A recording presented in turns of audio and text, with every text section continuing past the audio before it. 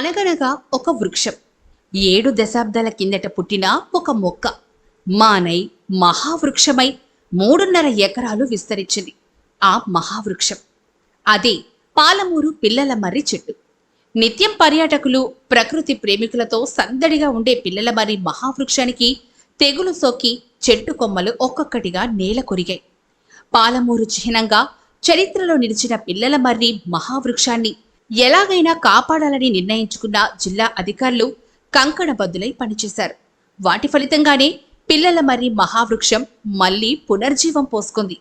పర్యాటకుల సందర్శనకు సైతం సిద్ధమైన ఈ పిల్లల మర్రి మహావృక్షంపై పాలమూరు న్యూస్ స్పెషల్ రిపోర్ట్.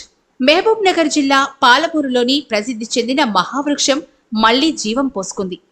700 ఏళ్ల చరిత్ర ఉన్న ఈ మహావృక్షం 2018లో నేల కొరిగి చెదలు పట్టి కొత్త ఊడలు రాక నిర్జీవంగా మారింది.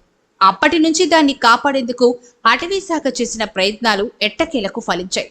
దాదాపు 6.5 ఏళ్ల తర్వాత పిల్లల మర్రి కొత్త పుంతలు తొక్కుతూ సందర్శకులకు రమ్మంటూ పిలుస్తోంది.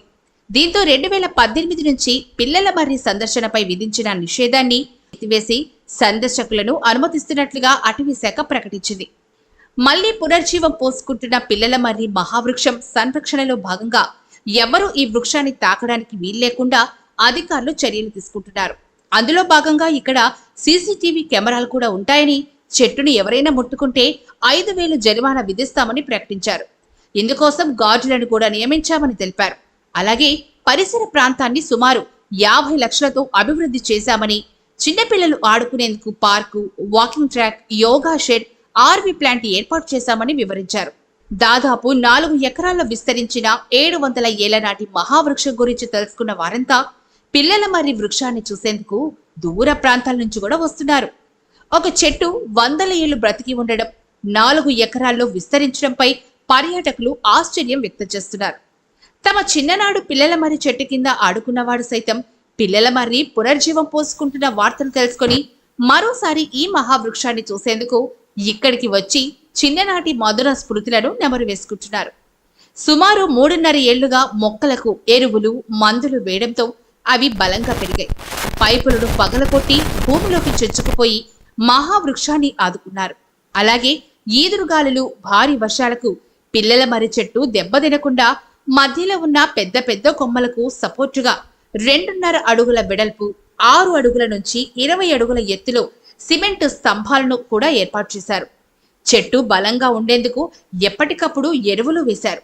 అధికారుల కష్టానికి ఇప్పుడు ఫలితం లభించింది.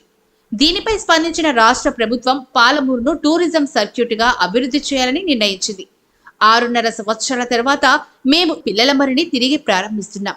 పాలమూరు జిల్లా కేంద్రంలో ఎలాంటి పార్కులు, పర్యాటక ప్రదేశాలు లేని సమయం నుండి పిల్లల మర్రి వృక్షమే ఇక్కడ ఒక పర్యాటక ప్రదేశంగా విరసిల్లింది.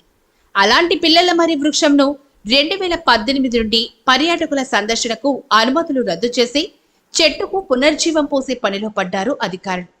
అలాంటి పిల్లల మర్రి నేడు పచ్చబడి పర్యాటకుల సందర్శనకు సిద్ధమైంది. రాష్ట్ర పర్యాటక శాఖ మంత్రి జూపల్లి కృష్ణారావు చేతుల మీదుగా పిల్లల మర్రిని పునః ప్రారంభం చేసేందుకు సిద్ధమయ్యారు. దీంతో ప్రకృతి ప్రేమికులు ఎప్పుడెప్పుడా అని పిల్లల మర్రిని చూడాలి అంటూ ఆతృతగా ఎదురు చూస్తున్నారు.